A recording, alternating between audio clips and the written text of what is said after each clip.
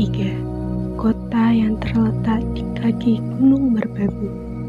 Sebagai sebuah kota yang berada di lereng gunung pegunungan, memiliki hawa udara yang sejuk. Kota ini dikenal dengan kota yang memiliki toleransi yang tinggi. Dari berbagai suku, budaya, dan agama, masyarakat Salatiga dapat hidup berdampingan dan harmonis. Seperti kota-kota lainnya di Indonesia, Salatiga juga memiliki kesenian atau kerajinan sebagai bentuk kebudayaan masyarakatnya. Salah satu contohnya adalah batik. Batik ciri khas Salatiga yakni batik Plumpungan. Batik ini memiliki motif yang terinspirasi dari prasasti di Salatiga. Bapak Bambang Pamulardi, seorang pegawai pemerintah kota Salatiga yang mengembangkan batik. Saya Bambang Pamulardi dari Salatiga. Anak saya 3, istri 1. Saya menciptakan batik Plumpungan sejak tahun 2004. Itu yang pertama kali.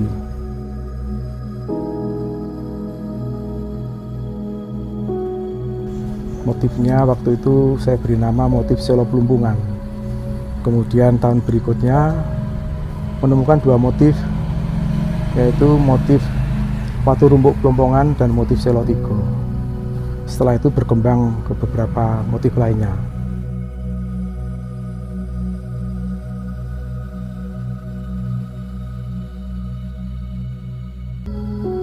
Tentang prasasti Plumpungan yang saya tahu, itu peninggalan dari Raja Banu tahun 750 Masehi, tepatnya tanggal 24 Juli. Itu hasil penelitian dari beberapa pakar sejarah. Salah satunya waktu itu menduduki jabatan anggota DPR di Salatiga, Bapak Kasmun Saparaus. Kemudian salah satu lagi guru SMP 1, Bapak Slamet Raharjo, dan peneliti dari Yogyakarta. Itu yang saya tahu. Dari prasasti Plumpungan itulah saya mencoba mendesain batu itu menjadi beberapa motif batik.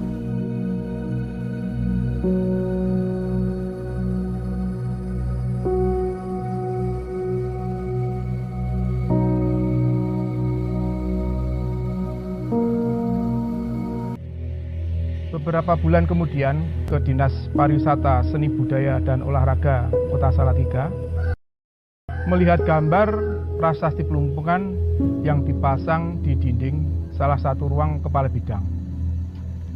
Setelah melihat gambar itu, sepintas terinspirasi dalam pikiran saya bahwa gambar batu akan bisa didesain sedemikian rupa menjadi motif batik.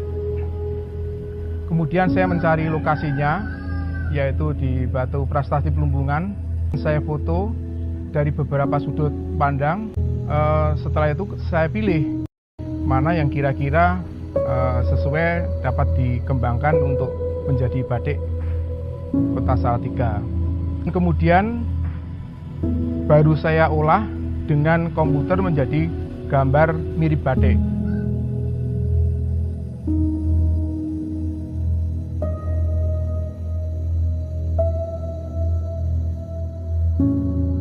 Jadi begini, batik Plumpungan semuanya motifnya itu, motif dasarnya itu 2 batu. Jadi 2 batu itu tidak akan terpisahkan ya, besar dan kecil lonjong itu cirinya itu. Nah, adapun untuk selanjutnya itu bisa dikembangkan. Jadi 2 batu katakanlah bisa jadi bunga kan begitu, bisa jadi daun gitu, bisa jadi motif-motif yang lainnya. Tapi intinya tetap satu itu. 2 bulatan besar dan kecil lonjong itu ada batik Plumpungan. Kalau dimodifikasi dengan batik lainnya itu bisa, tidak akan menghilangkan ciri khasnya batik Plumpungan gitu. Karena ini sebuah seni, jadi batu itu tidak persis sama dengan bentuk asalnya kan, jadi bisa dikembangkan sesuai dengan imajinasi penciptanya, saya kira begitu. Ya, tadi seperti saya jelaskan tadi, dua batu besar kecil motif dasarnya. Jadi melekat di kain apapun pasti akan ada dua, itu paling sedikit itu, seperti yang saya pakai ini ya. Ini kan juga begitu. Ini ada besar, kecil, lonjong kan gitu ya. Ini juga begitu. Kemudian dari sini ini juga, ini kan unsur berbatuan ini untuk isi-isiannya ini. Jadi ini dimodifikasi. Motif yang saya pakai ini saya beri nama motif Randu Acir. Di Salatiga itu kan ada suatu perkampungan namanya Randu Acir. Konon di sana itu dulu ada pohon randu acir, tapi sekarang sudah tidak ada. Nah, ini saya coba angkat lagi pakai namanya saja seperti ini. Jadi ini sebarannya ini tetap dua bulatan besar kecil lonjong.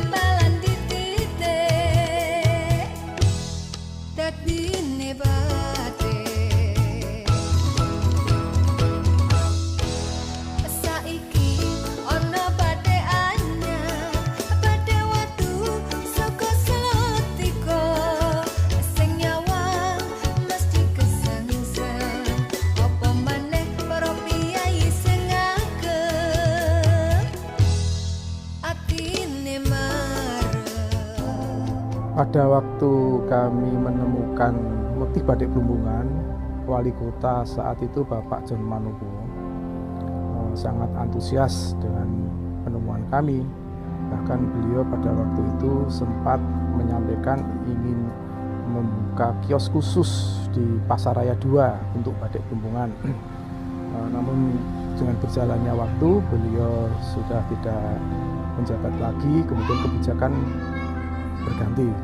Namun pada prinsipnya pemerintah Kota Salatiga menaruh perhatian yang sangat baik pada penemuan ini, karena batik Plumbungan saat ini setelah menjadi ikon Kota Salatiga dan menjadi ciri khas batik dari Salatiga, karena memang tidak ditemui motifnya, coraknya di daerah lain.